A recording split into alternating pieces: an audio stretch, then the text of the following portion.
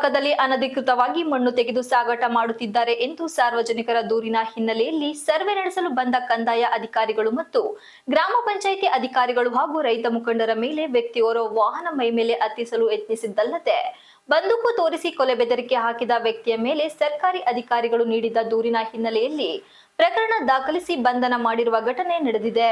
ಬೇಲೂರು ತಾಲೂಕಿನ ಕಸಬಾ ಹೋಬಳಿ ಚಿಕ್ಕಮೇದೂರು ಗ್ರಾಮ ಪಂಚಾಯಿತಿ ವ್ಯಾಪ್ತಿಯಲ್ಲಿನ ಬಳ್ಳೂರು ಗ್ರಾಮದ ಸರ್ವೆ ನಂಬರ್ 136ರಲ್ಲಿ ಕೆರೆ ಪಕ್ಕದಲ್ಲಿ ಕೆಪಿ ಯೋಗಾನಂದ ಮತ್ತು ಆತನ ತಂದೆ ಪಾದಕ್ಷೇಗೌಡ ಅಕ್ರಮ ಮಣ್ಣು ಸಾಗಾಟ ಮಾಡುತ್ತಿದ್ದಾರೆ ಎಂದು ಗ್ರಾಮ ಪಂಚಾಯಿತಿ ಮತ್ತು ಕಂದಾಯ ಇಲಾಖೆಗೆ ದೂರು ನೀಡಿದ ನಿಟ್ಟಿನಲ್ಲಿ ನವೆಂಬರ್ 22ರಂದು ಸರ್ವೆ ಅಧಿಕಾರಿ ಗಂಗಾಧರಪ್ಪ, ಕಂದಾಯ ಇಲಾಖೆಯ ಆರ್ಐ ಚಂದ್ರಶೇಖರ್ ಮತ್ತು ವಿಎ ಬಸಪ್ಪ, ಗ್ರಾಮ ಪಂಚಾಯಿತಿ ಪಿಡಿಒ ಸಂತೋಷ್ ಹಾಗೂ ರೈತ ಮುಖಂಡರಾದ ಬಳ್ಳೂರು ಸ್ವಾಮಿಗೌಡ, ಶ್ರೀನಿವಾಸ್, ಹರೀಶ್, ಹೇಮರಾಜ್, ಮೋಹನ್ ಕುಮಾರ್, ಧರ್ಮೇಗೌಡ, ಮಂಜುನಾಥ್, ವೆಂಕಟೇಶ್, ರತೀಶ್, ಲಕ್ಷ್ಮಣ್ ಸೇರಿದಂತೆ ಇನ್ನು ಮುಂತಾದವರು ಸ್ಥಳಕ್ಕೆ ಆಗಮಿಸಿ ಸರ್ವೆಗೆ ಮುಂದಾದ ಸಂದರ್ಭದಲ್ಲಿ ಕೆಪಿ ಯೋಗಾನಂದ್ ಮತ್ತು ಅವರ ತಂದೆ ಪಾದಕ್ಷೇಗೌಡ ಅಡ್ಡಿಪಡಿಸಿದ್ದಾರೆ.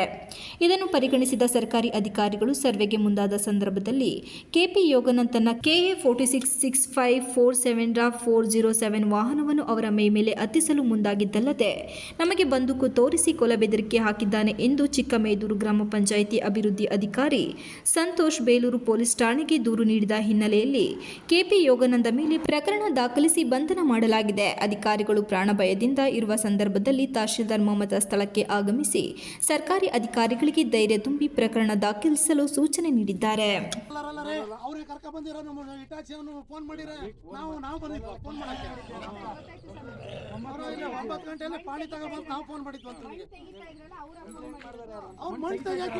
ಇವ್ರ ಮನೆ ಹಾಳ ಇವ್ರಿಗೆ ಮಾಡ್ದಲ್ಲ ಇನ್ಯಾರಿಗೆ ಮಾಡ್ತಾರೆ?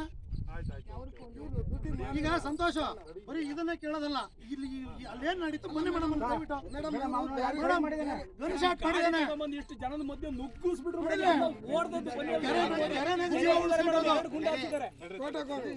ತೋಟಕ್ಕೆ ಹೋಗಿ ತಗೊಂಡ್ಬಂದು ಫುಡ್ ಹಾರಿಸ್ತಾರೆ 2 ಗುಂಡು. ಇವರಿಬ್ರು ಹೋಗರು ಮೇಡಮ್ ಅವರೇ, ಹಿಂದೆ ಇವರು ತಗೊಂಡ್ರಲ್ಲ ಅವಾಗ ಬೌಂಡ್ರಿ ಮಾಡಿ ಫಿಕ್ಸ್ ಮಾಡ್ಬೇಕಂತಾನೆ ಅಳತೆ ಮಾಡಿ ಇನ್ನೊಬ್ರು ಅದೆಲ್ಲ ಬೇಡಣ. ಈಗ ಏನಾಯ್ತು ಅದು ಬೇಕು. Ganesh TV 46 Malenadu news Belur.